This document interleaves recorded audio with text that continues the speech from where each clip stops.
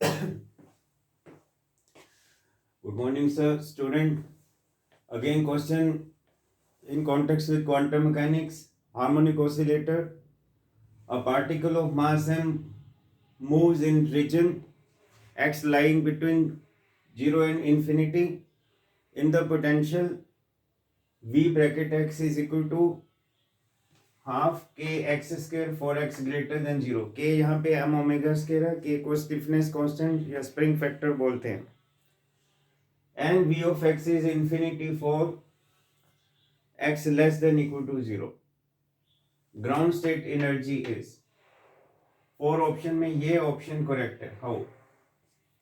Student, when potential for x less than equal to 0 is made infinity, then this becomes not full harmonic oscillator, it becomes half harmonic oscillator. आधा curve मैंने दिखाया v का, half के x square. v की power odd है, x की power 2 है. Graph parabolic है. एक तो पावर ओड हो, एक तो पावर इवन हो, तो ग्राफ इज पैराबोलिक. और जिसकी पावर ओड होती है उसके बोर्ड ग्राफ सिमेट्रिक होता है. और ये पैराबोलिक वेरिएशन पोटेंशियल का विद रेस्पेक्ट टू x. लेकिन x less than equal to 0 में पोटेंशियल इज इंफिनिटी. इसलिए मैंने लिखा when potential for x less than equal to 0 is infinity, it becomes half harmonic oscillator. अब इसमें सेलिएंट मेन फीचर्स बता दूं. Number 1, the wave function should have the same nature as the harmonic oscillator wave function for x greater than 0. Number 2, psi bracket 0 is equal to 0 at psi x equal to 0 पे ये wave function 0 है. Wave function should be like harmonic oscillator wave function of odd parity. ये ध्यान देना जरूरी है. When potential for x less than equal to 0 is infinity, then wave function should be like harmonic oscillator wave functions of odd parity. अब मैंने आपको यहाँ पे स्केच करके दिखाया first excited state wave function, that is an odd function. हमने आपको harmonic oscillator में वेव फंक्शन लिखना है बताया था. Gaussian, Hermite polynomial of order and normalization constant. ये set of different Hermite polynomial of different order, Hermite polynomial of order 1, of order 3, of order 5, ऐसे लिख सकते हैं.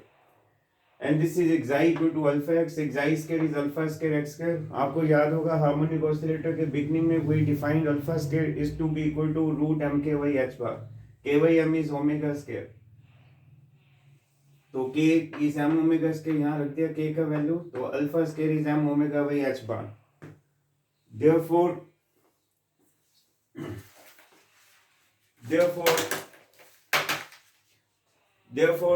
xi square is alpha square x square. तो alpha square की value m omega by h bar into ये x square.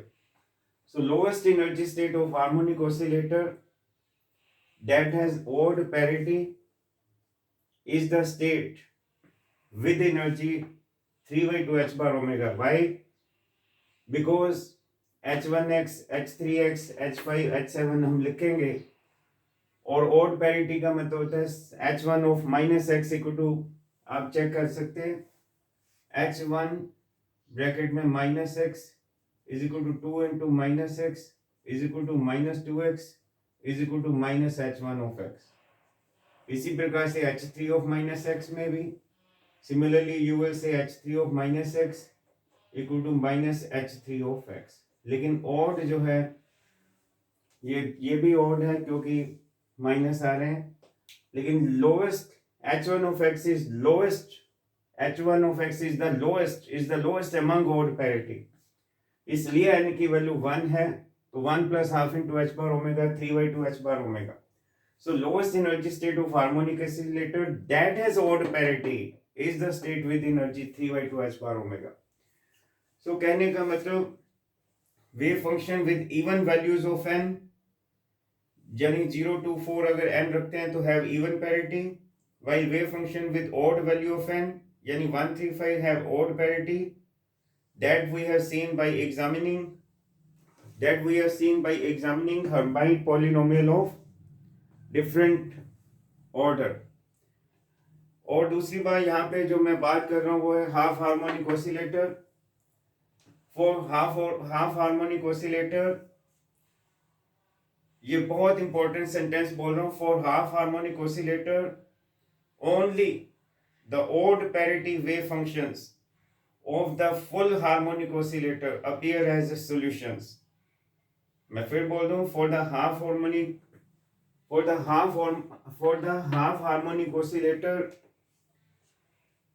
only the odd parity wave functions of the full harmonic oscillator appear as solutions, as each wave function must vanish at x equal to 0.